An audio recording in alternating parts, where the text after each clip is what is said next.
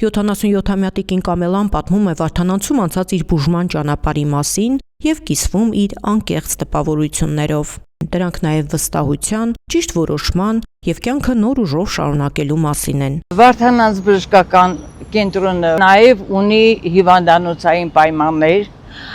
որտեղ մարդկանց վիրահատում են, բուժում են։ Ես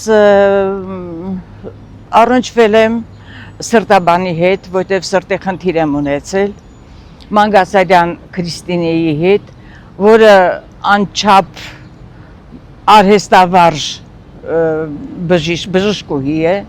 նա ինձ ուղղորդեց վիրահատվելու։ Եվ ես համաձայնեցի սկզբի զոնդավորման, իհարկե զոնդավորումից հետո պարզվեց, որ իմ սրտի մի անոթը 10% է աշխատում և համաձայնեցի վիրահատման, ինձ վիրահատեց Ապրոյել Արշակը, մի հրաշք մարդ, մի արհեստավարժ հմուտ վիրաբույժ, որի շնորհիվ ինձ կյանքի կոչեց ինքը։